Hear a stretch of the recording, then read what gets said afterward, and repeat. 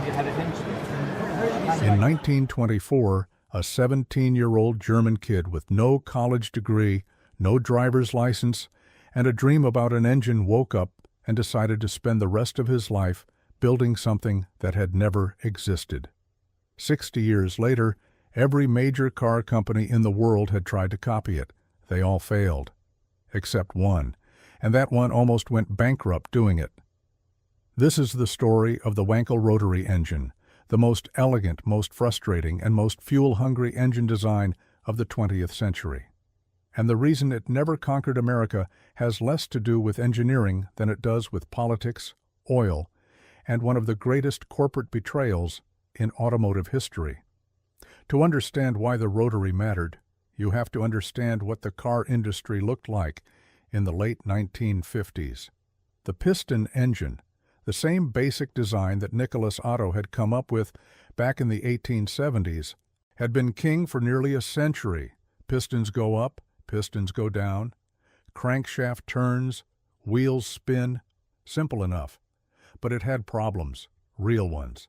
Vibration, mechanical complexity, hundreds of moving parts rattling around inside a cast iron block, valves, camshafts, connecting rods, timing chains, rocker arms, push rods, lifters, springs, all of it shaking, all of it wearing, all of it conspiring to make your car rattle at a stoplight and leave a puddle on the garage floor. Engineers had been refining this basic concept for decades, squeezing out more power, more efficiency, better longevity. But the fundamental architecture, the up and down motion of a piston converted into rotation through a connecting rod and crankshaft, had not changed since the horse and buggy era. Nobody was rethinking it from scratch. The piston engine was getting incrementally better year after year, but revolution was not on the menu. Then Felix Wankel showed up with something that threw all of that away. His engine had 3 moving parts in the basic single-rotor version. 3. No valves, no camshafts, no reciprocating mass at all. Just a fat triangular rotor spinning inside a figure 8-shaped housing, completing intake, compression, combustion, and exhaust in one smooth, continuous rotation. No part of the engine moved up and down. Everything spun. The result was an engine smaller than a piston motor of equivalent power output, lighter by a significant margin, smoother, nearly vibration-free. It revved to the sky like a turbine and produced a sound unlike anything else on the road, a high, keening wail that car enthusiasts would later describe as one of the greatest noises in all of motorsport. On paper, it was everything the automotive industry had been dreaming about for 50 years. The future of the automobile, arriving decades ahead of schedule. Felix Wankel himself was a complicated figure. Born in 1902 in Lahr, a quiet town in the Black Forest region of southwestern Germany, he lost his father to shrapnel in World War I when he was just 12 years old. The family could not afford a university education after that. He never earned an engineering degree, never even obtained a driver's license in his entire 86 years of life. But the man possessed an almost preternatural ability to visualize complex, 3-dimensional mechanical relationships in his head, rotating shapes and volumes the way a chess grandmaster rotates positions on a board. At 17, he had a vivid dream. He was driving a car powered by a new kind of engine, something half turbine, half reciprocating. He woke up, told his friends he would build it, and meant every single word. 5 years later, working out of a backyard machine shop in Heidelberg with a handful of friends, he had his first detailed working sketches. By 1929, he held a patent. The dream was on paper. The engine itself was not yet real. That would take nearly 3 more decades of setbacks, wars, imprisonment, and obsessive, unrelenting refinement. Wankel worked on seals and rotary valves through the war years, doing contract work for BMW, Daimler-Benz, and the German military on torpedoes and aircraft systems. After the war ended, French occupation forces shut his laboratory down, confiscated all of his research documents, and held him in a detention camp for several months. When he was finally released and able to resume serious development work in 1951, he found a partner in NSU, a German motorcycle and small automobile manufacturer headquartered in Neckarsulm. The partnership changed everything. On February 1, 1957, the first Wankel engine ran at NSU's research facility in Neckarsulm. Designated the DKM-54, it produced 21 horsepower from a tiny displacement. Unlike the rotaries you see today, both the inner rotor and the outer housing spun simultaneously in opposite directions, completely impractical for a car. But magnificent as a proof of concept, it was immediately obvious to every engineer who witnessed it run that the internal combustion engine had a genuine challenger for the first time in almost 100 years. Here is where things get complicated. NSU knew they had stumbled onto something extraordinary. They also knew it was nowhere near ready for production. The engine had a problem, a serious, persistent, maddening one that refused to go away. The apex seals, the three small strips of material riding the tips of the triangular rotor that were supposed to keep the three combustion chambers separated from one another, were destroying themselves and the housing simultaneously. Every time the engine ran, the seals would vibrate at their own natural resonant frequency, lifting momentarily off the housing wall during combustion, then slamming back down hard enough to carve vicious, wavy grooves into the inner surface. Engineers at NSU called them chatter marks. The team at Mazda, who would eventually become the engine's most devoted and stubborn champions in the entire world, gave them a more dramatic name. They called them the nail marks of the devil. In the early years of development, hundreds, possibly thousands of test engines were scrapped because of this single problem. Apex seals that were hard enough to last would carve up the housing. Softer seals that didn't gouge the surface would wear out in hours. Nobody could find the sweet spot. Despite the devil marks, NSU started licensing the engine to anyone willing to pay. And in the late 1950s and early 1960s, the line of willing buyers stretched around the block. The list of licensees reads like a who's who of the entire global automotive industry: Alfa Romeo, Ford, General Motors, Mercedes-Benz, Porsche, Rolls-Royce, Citroën, Suzuki, Toyota, Nissan, American Motors Corporation.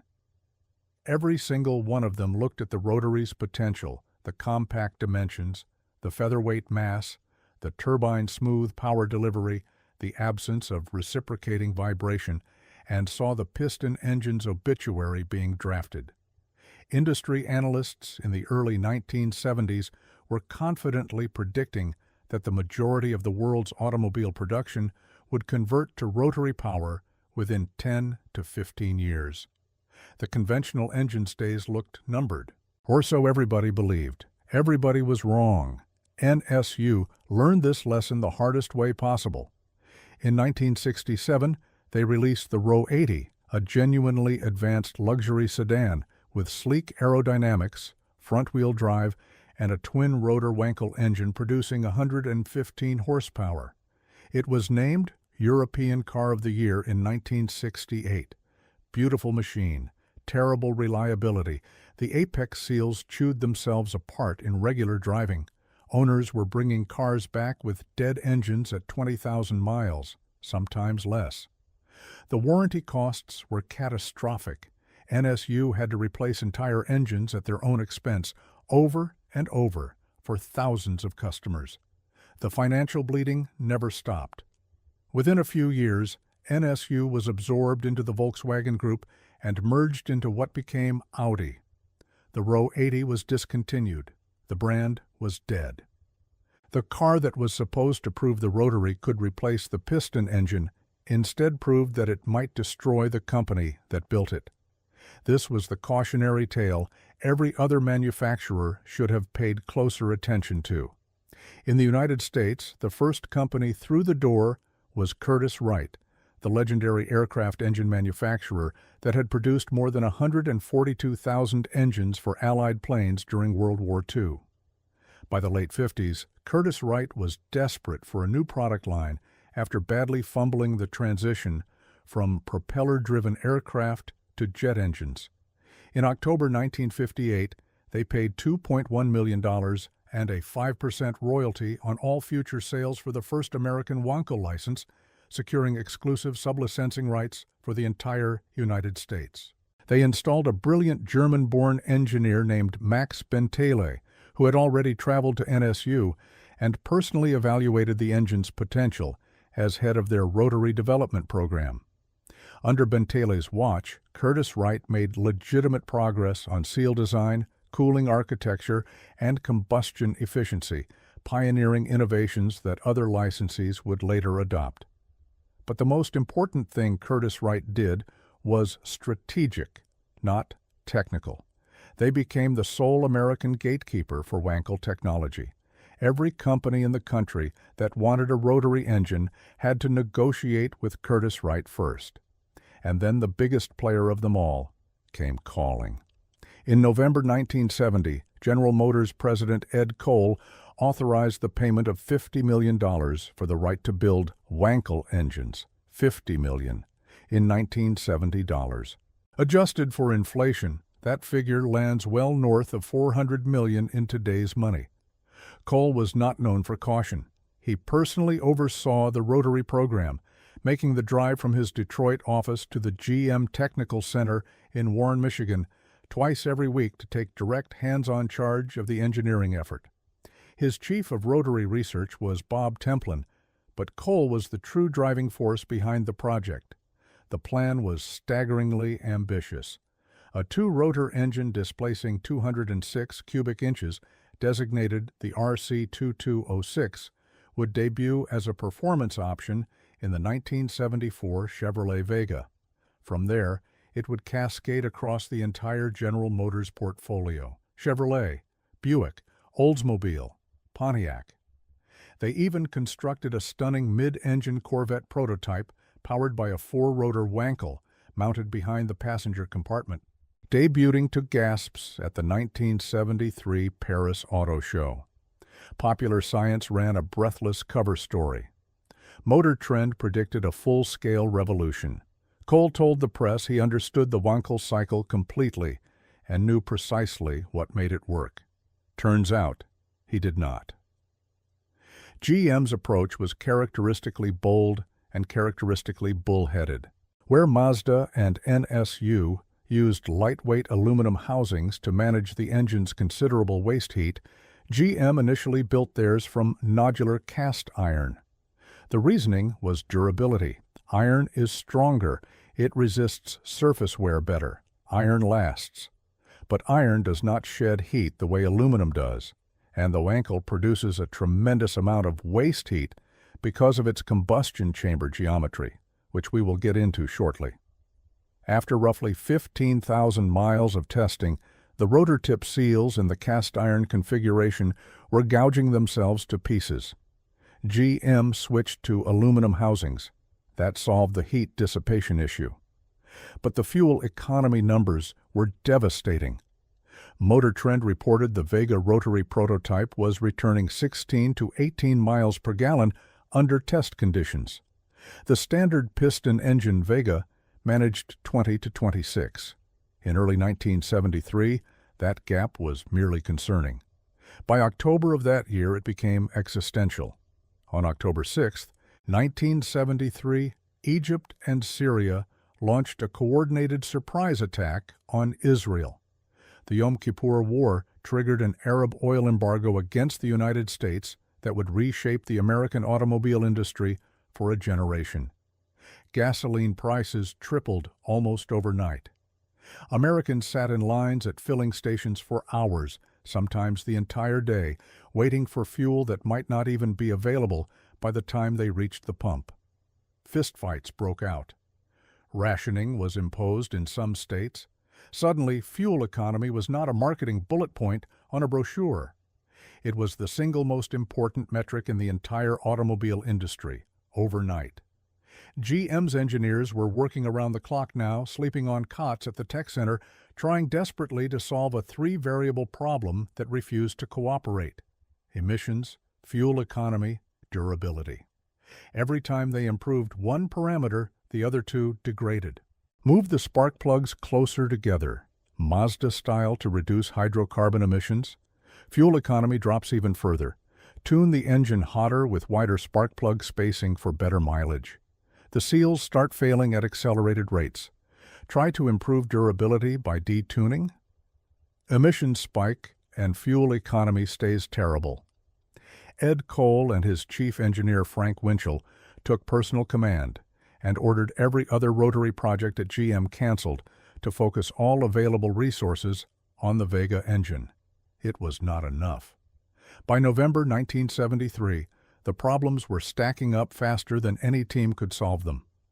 On December 21, 1973, GM paid another $10 million against its rotary license fees and simultaneously announced the first postponement. The Wankel would not make the 1975 model year. A new target vehicle was announced, the Vega-based Mazda 2+2. Motor Trend warned in April 1974 that if the Rotary was not locked into the lineup by fall, the odds of it ever reaching production were slim. They were right. On September 24, 1974, Ed Cole officially shelved the Wankel engine indefinitely. He retired the same month. His successor, Pete Estes, displayed zero interest in continuing what he regarded as Cole's expensive personal obsession. The program died quietly. But here is the detail that still burns. When GM's research division was being shut down, the engineering team partially released their most recent findings. They claimed to have solved the fuel economy problem. They reported test engines that had accumulated more than 530,000 miles of continuous running with only minimal wear. 500,000 miles. These results were not considered when the cancellation order was finalized. The accountants had already won the argument. Nobody in upper management wanted to reopen the case. If you're enjoying this, hit subscribe. We cover stuff like this every week. Okay, back to it. The collateral damage from GM's retreat was catastrophic, and it landed squarely on the smallest automaker in America. American Motors Corporation had designed its next-generation car, the Pacer, from the very first concept sketch around the rotary engine. Every element of the vehicle architecture assumed a compact, lightweight Wankel under a short, sloping hood, the wide cab-forward body, the planned front-wheel drive layout, the enormous glass greenhouse making up 37% of the body surface. All of it was optimized for an engine that weighed 200 pounds less than a conventional inline-six. AMC had signed a $1.5 million licensing deal with Curtiss-Wright in February 1973, plus an agreement to buy GM's engine until AMC's own rotary was ready. When GM killed the program, AMC was stranded with a fully designed car and no engine. They had invested roughly $60 million. Walking away was not an option. Engineers hastily redesigned the firewall, abandoned front-wheel drive for rear-wheel drive, and crammed AMC's aging inline-six into a space designed for something half its length and weight. The engine had to be pushed against the firewall just to fit. The Pacer launched in 1975. 3,300 pounds, 100 horsepower, 16 miles per gallon in the city during an oil crisis. First-year sales hit 145,000 on sheer novelty, then cratered. The car that was supposed to be AMC's technological showcase became an automotive punchline. AMC was absorbed by Chrysler 12 years later, a company killed in no small part by an engine that never existed, now. The technical question everyone eventually asks: why does the rotary drink so much gas? The answer begins with geometry. A piston engine has a roughly cylindrical combustion chamber. A cylinder is close to the ideal shape for containing a rapid expansion of hot gases. It has a low surface area to volume ratio, meaning less thermal energy escapes through the walls and more pushes the piston down to do useful work. The Wankel's combustion chamber is completely different. It is long, thin, crescent-shaped, and constantly morphing as the rotor sweeps through the housing. Think of it this way. Pour hot coffee into a tall, narrow, insulated mug. It stays warm for hours. Now pour the identical volume across a wide, flat plate. Same amount of liquid, but spread thin with enormous surface area exposed to cooler air. It goes cold in minutes. The Wankel is the flat plate. Thermal energy that should be pushing the rotor is instead bleeding through the housing walls and into the cooling system. Gone, wasted. Turned into hot coolant instead of mechanical work. The numbers are stark. The best Wankel engines achieve roughly 30% thermal efficiency.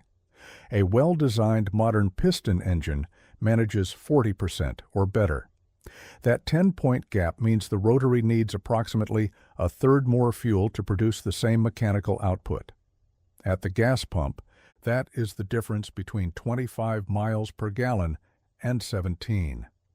In the America of 1974, with gasoline rationed and tempers running high, that gap was not a disadvantage. It was a death sentence. The chamber geometry causes a second problem. The flame front from the spark plug has to travel across that long, thin combustion space to reach the far side of the fuel-air charge. By the time combustion fully propagates, the exhaust port is already opening and sweeping everything out. Result: incomplete combustion. Unburned hydrocarbons exit through the exhaust. That is the source of the famous rotary backfire. Those dramatic pops and tongues of flame from the tailpipe that enthusiasts love and regulators despise. Mazda eventually addressed this with dual spark plugs per rotor firing at staggered intervals. It helped. It never fully solved the problem. Then there is the oil situation. Piston engines lubricate their cylinder walls with oil splashed up from the crankcase. The rotary cannot do this. The apex seals and side seals need lubrication, but there is no oil bath below to provide it. Small metering pumps inject precise doses of engine oil directly into the combustion chamber through ports in the housing wall. This oil burns along with the fuel, by design. Every rotary engine consumes oil intentionally. Remove or neglect the oil injection, and the seals self-destruct within hours. But the burned oil adds hydrocarbon emissions to an already problematic exhaust stream and requires the owner to regularly monitor and top up the oil level. In a market moving toward maintenance-free engineering, that was a difficult sell. Compression ratio adds a final limitation. Modern piston engines commonly run 12 or 13 to 1. Higher compression extracts more energy per combustion event. The Wankel tops out around 10 or 11 to 1. The rotor recess and housing profile physically prevent tighter compression. Less squeeze, less efficiency, more fuel consumed per unit of power. This is not fixable. It is a geometric constraint inherent to the Wankel architecture. Physics does not negotiate. While America's manufacturers abandoned the rotary one by one, Mazda refused to surrender. Their man was Kenichi Yamamoto, born in 1922, a Tokyo Imperial University graduate who had returned to Hiroshima after the atomic bombing to find his family's home gone and his sister dead. He joined Mazda as an assembly line worker. His talent was spotted quickly. Given 47 engineers, he was told to make the Wankel work. They became the 47 Ronin, named after the legendary loyal samurai. They tested every apex seal material imaginable, including horsebone, including cowbone. Yes, really. Nothing worked until an engineer proposed changing the seal geometry so its resonant frequency fell outside the engine's operating range. A cross-shaped hole drilled in the seal body solved it. The chatter marks disappeared. Mazda developed graphite aluminum composite seals and, in 1967, released the Cosmo. By '72, they were selling 100,000 rotary vehicles per year in America. Then the oil crisis hit, sales collapsed, and Mazda nearly went bankrupt. Yamamoto was called back. His team improved fuel efficiency by 40%. The resulting RX-7, launched in 1978, sold over 470,000 units by 85, 5,000 a month in America alone. The crowning moment came at Le Mans on the afternoon of June 23, 1991. Mazda knew this was it. Rule changes were already in motion that would ban the Rotary from the top class starting in 1992. While every other team scrambled to develop new 3.5-liter piston engines to meet the coming regulations, Mazda committed fully to one last run with the Wankel. Their 787B carried a 4-rotor R26B engine, displacing 2.6 liters. It was capable of over 900 horsepower at 10,500 RPM. But the Mazda speed engineers deliberately capped output at 700 horsepower and limited the red line to 8,500 RPM, sacrificing raw speed for bulletproof reliability. 3 spark plugs per rotor. Ceramic apex seals. Variable length intake trumpets controlled by onboard computers. Nobody gave them a chance.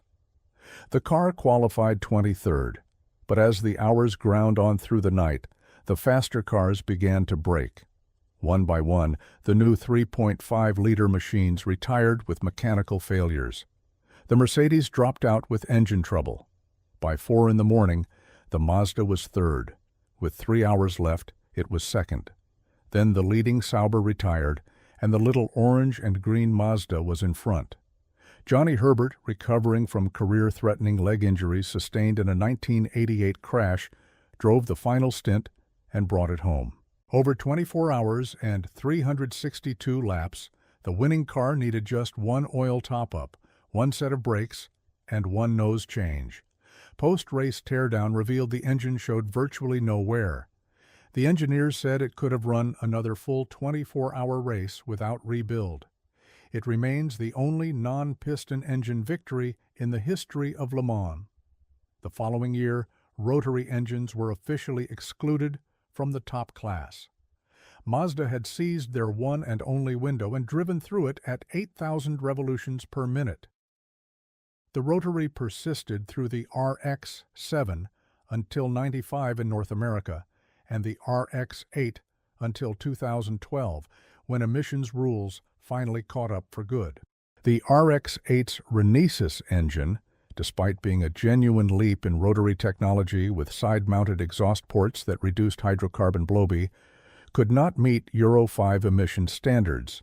The very things that made the rotary unique, its combustion geometry, its inherent oil burning, its sealing challenges, were exactly what modern regulations penalized most heavily. Production ended.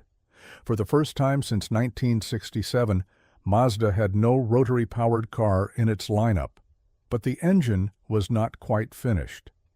In a twist that almost nobody predicted, Mazda brought the Wankel back in the MX-30R EV, not as a drive motor, but as a range extender for a hybrid powertrain. A single rotor with an 830 cubic centimeter chamber spinning at a constant optimal speed, generating electricity to charge the battery. It never touches the wheels. Nobody cares about its fuel efficiency in this role because the electric motor handles all propulsion. The rotary's lifelong fatal weakness, its thirst, became completely irrelevant. And its lifelong strengths, the compact package, the featherweight mass, the silky smooth operation, the absence of vibration, finally got to define the engine without the impossible burden of being the sole powertrain. In a strange way, the Wankel found the job it was always meant to have. It just took 60 years to get there. Felix Wankel died in 1988 in Heidelberg, where he had built his first machine shop at age 22, Germany's highest civilian honor, an honorary doctorate from Munich, 100 million Deutschmarks from selling his institute to Daimler-Benz. He never did get a driver's license. His engine never conquered America, but it won Le Mans. It powered one of the most beloved sports cars ever built. It created a cult following that still burns oil and loyalty in equal measure. And now, humming inside a hybrid, It is doing what it always did best, being small, being smooth, being unlike anything else ever bolted to a drivetrain. Sometimes the revolution does not replace the old world. It just finds a quieter corner to live in. And there you have it, the Wankel Rotary, the engine that drank too much and refused to die. If you have ever owned one, rebuilt one at 2 in the morning, or just stood next to an idling RX-7 feeling that strange, smooth vibration, drop it in the comments. Subscribe if you want more. We do this every week.